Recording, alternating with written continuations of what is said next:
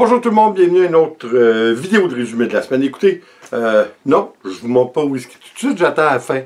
Je sais que vous préférez voir whisky à moi, mais je suis obligé de vous avouer que moi aussi je préfère de voir whisky à moi. Bon, j'ai un petit problème dans l'œil.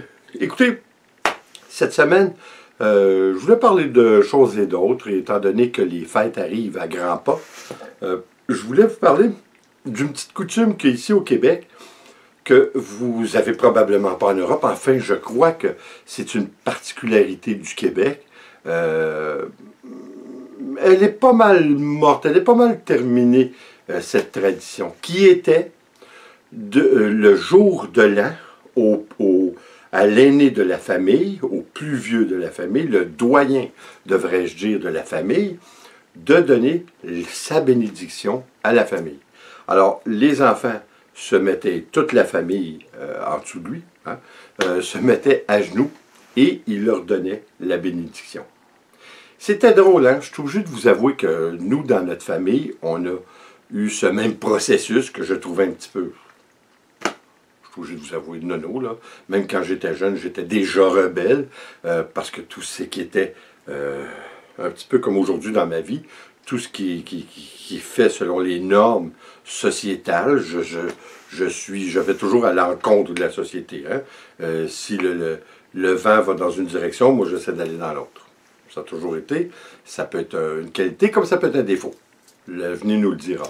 Mais quoi qu'il en soit, dans ma famille, nous avons fait cela, ce qui a toujours été au jour de l'an, qui était la tâche de mon grand-père maternel. Alors, c'est lui qui nous faisait la bénédiction. Écoutez, je me souviens qu'à l'âge de, mon Dieu, je ne devais pas avoir plus que 7 ans, je trouvais ça déjà un petit peu archaïque, imaginez-vous. Un enfant qui trouve ça archaïque. Et écoutez, c'est juste la preuve à quel point la société québécoise elle a été contrôlée suite à la guerre avec les whisky. Oui, qu'est-ce qu'il y a?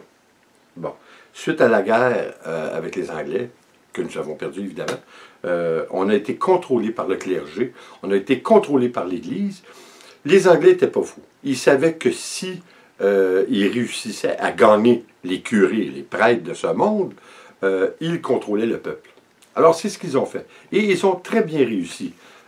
Par ce fait même. Alors, c'est toutes des coutumes qui sont venues. Je ne sais pas si c'est par des coutumes qui sortent du phénomène du peuple conquis.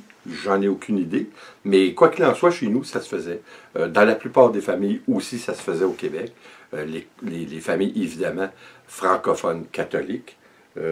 Whisky se demande vraiment à qui je parle. Oui, tu vas voir. Oui, tu vas regarder tantôt. Oui. À côté de moi. Je ne peux pas faire un pas sans que monsieur me suive. C'est comme avoir quelque chose de collé au derrière. Écoutez, nous, cette tradition a duré, je vous dirais, jusqu'à le décès de mon grand-père, mais je crois que ça s'est terminé un petit peu avant. Il était trop malade de toute façon. Ça s'est terminé, je vous dirais, à la fin des années 70. Probablement que dans les années 80, très peu de familles au Québec ont continué cette tradition. Il ne reste que les plus religieux de ce monde, je crois, qui continuent cette tradition. Par contre, nous, on n'était pas très religieux. Je crois qu'il y avait rien que ma grand-mère maternelle qui, elle, allait à l'église tous les dimanches. C'était très important pour elle. Si vous connaissez Montréal un petit peu, il y a l'oratoire Saint-Joseph, qui est la plus grosse cathédrale de Montréal. Il y a beaucoup de marches, et puis les gens, vraiment les croyants fervents, se doivent, au moins une fois dans leur vie, de monter les marches à genoux, imaginez-vous donc. Ma grand-mère l'a fait, je sais qu'elle l'a fait une fois, mais je ne serais pas surpris qu'elle l'a fait 2 fois. Alors, mais ma grand-mère, c'était tout un moineau, c'était comme ma deuxième mère. Et puis, elle aimait, bon, tu veux penser, c'est quoi le problème? Et puis, oui, bon. Et puis, elle croyait, mais elle était ouverte aux idées des autres. Alors moi, souvent, je discutais avec ma grand-mère de choses et d'autres, et je lui faisais valoir mes points de vue. Et elle les respectait, elle me disait oui, mais je crois que juste par l'amour qu'elle portait à moi, elle était toujours d'accord, mais dans le fond, elle restait avec sa croyance. Puis c'était comme ça, c'était bien comme ça. Mais vous savez, si on peut dire, le peuple, à quel point il a été contrôlé au Québec par l'Église. Aujourd'hui, on démolit les églises. Aujourd'hui, le peuple, je vous dirais que, puis là, je ne prends pas des sources sûres, mais je pourrais parier qu'il y a plus de 70% de la population qui n'est plus pratiquante. Et puis de ce chiffre, je crois qu'il y a une grosse, grosse majorité qui sont des athées. Mais la plupart, je crois, ne sont non-croyants, mais croient en Dieu. Ne sont pas religieux, disons. Moi, je suis obligé de vous dire que avec la vie, la perception des choses, hein, parce que comme on a déjà dit, la vérité c'est une question de perception, et moi, ma perception a fait que je suis devenu un athée. Écoutez, j'ai rien contre ceux qui pratiquent la religion. Je me dis en quelque part, si ça leur fait du bien. Tant et aussi longtemps que la religion ne les oblige pas à faire une vie qui est contraignante ou qui va de façon immorale. Vous savez, on peut parler des prêtres qui ont abusé des enfants. On a un gros problème en Amérique du Nord avec ce phénomène. D'ailleurs, dernièrement, le pape a enlevé le secret qui était gardé sur l'abus fait aux enfants de par les prêtres. Alors, je crois que c'est une belle démarche de la part de l'Église et du pape lui-même. Je trouve maintenant qu'il serait bon. Écoutez, ils doivent avoir une réaction, hein? Action-réaction. Il devrait y avoir une réaction suite à plusieurs demandes qui ont été faites depuis des décennies que les femmes soient autorisées à l'Église catholique de devenir prêtres. Je crois que c'est un absolu, ça devrait se faire, c'est évident, mais l'Église est encore, le Vatican est encore très fermé à cette suggestion prétextant que les apôtres étaient des hommes.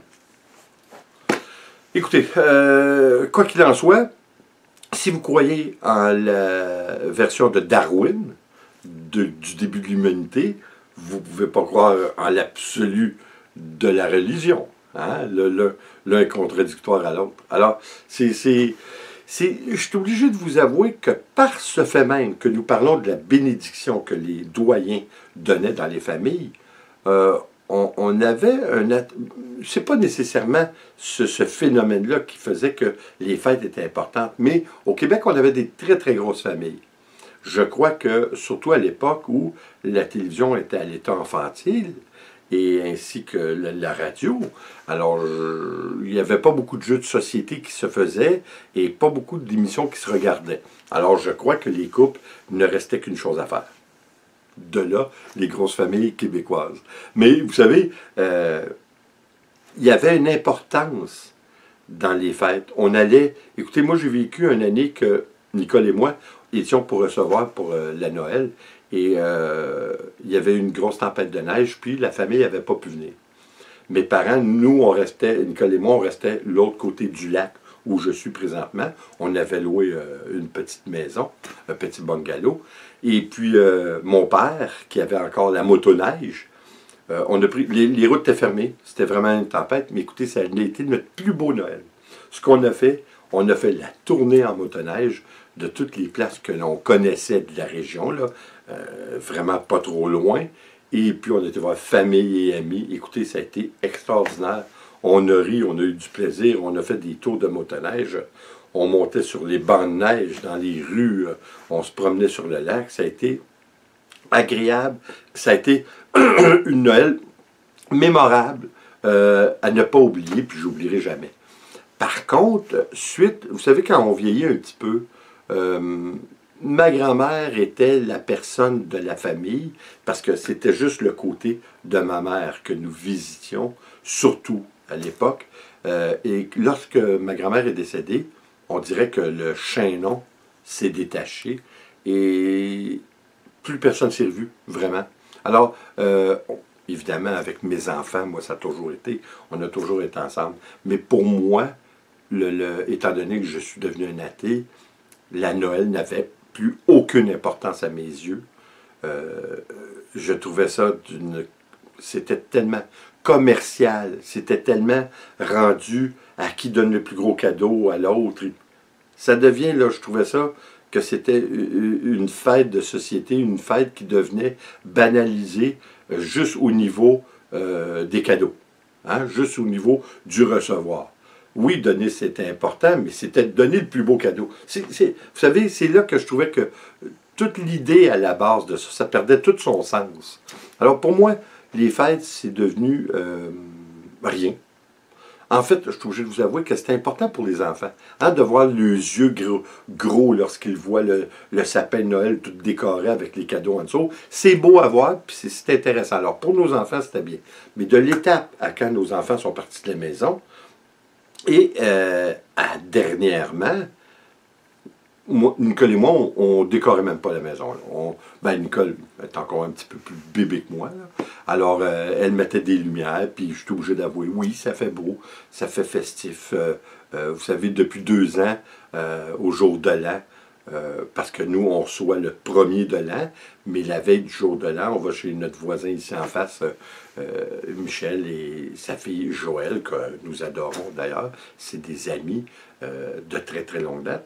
Et puis, ils font un feu à l'extérieur, puis on veille tout le monde autour. Il y a une trentaine de personnes, et puis on prend un petit verre, et puis c'est vraiment agréable. C'est cette partie que je trouve donc agréable du temps des fêtes, mais en même temps, ça ne nous rapproche pas des enfants, parce que eux, évidemment, ils ont leur belle famille. Dans certains cas, ils ont une deuxième belle famille. Comprenez-vous, quand c'est divorcé, ça fragmente beaucoup le produit et par le fait même, ça lui donne des obligations. Vous savez, il y a juste un Noël, il y a juste une journée du jour de l'an, mais des fois, ils ont 3 ou 4 visites à aller faire. Ça devient problématique. On a été chanceux, nous, en fait pour eux aussi, parce que Nicole et moi, on est ensemble depuis 81. Alors malheureusement, c'est quelque chose qui devient de plus en plus rare, hein, des familles ou des couples qui restent unis ensemble de très très longtemps. Écoutez, pour notre petit whisky, il y a beaucoup de choses qui se sont passées cette semaine.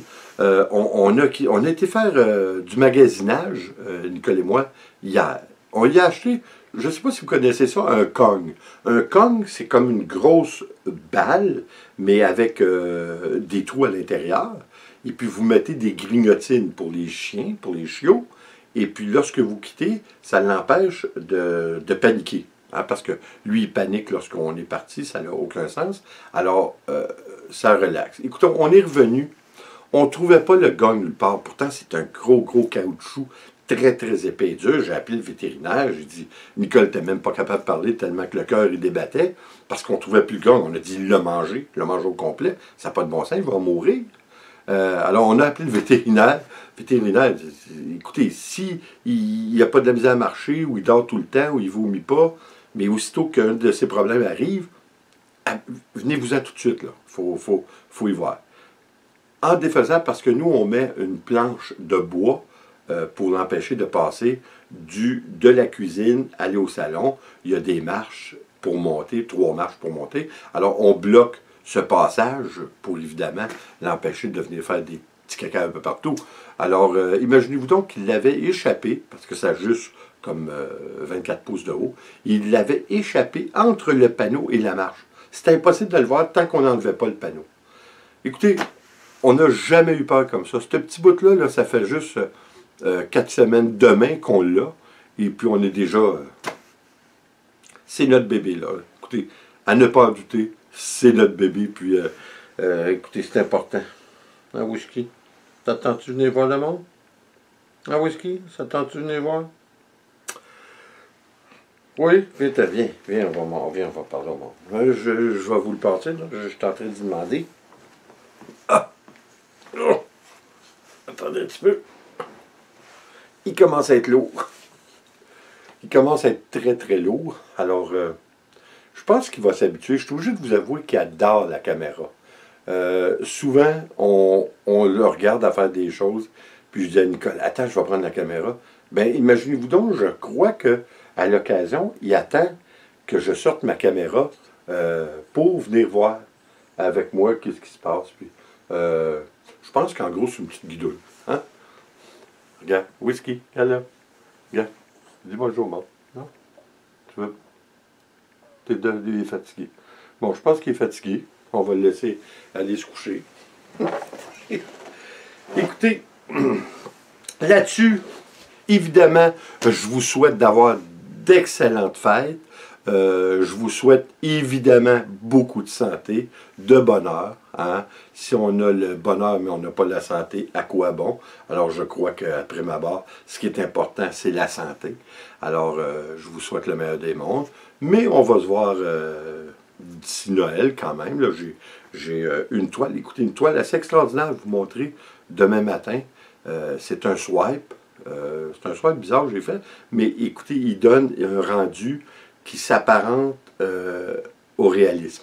Alors, c'est très, très intéressant. C'est une idée qui m'est venue de Régine, qui m'a envoyé un petit vidéo d'un artiste qui a fait une toile sur YouTube. Puis là, à partir de là, ça m'a donné un paquet d'idées. Puis évidemment, j'ai fait à ma façon, hein, à une façon qui n'avait jamais été faite. C'est ça l'important. Et écoutez, encore une fois, je vous souhaite de passer de joyeuses fêtes. Prenez pas trop de boissons. Hein? Puis faites attention à la route. Si vous prenez de la boisson, restez à la maison. Hein? C'est toujours mieux. Et comme toujours, s'il vous plaît, abonnez-vous, laissez un commentaire et partagez. C'est toujours apprécié. On se revoit.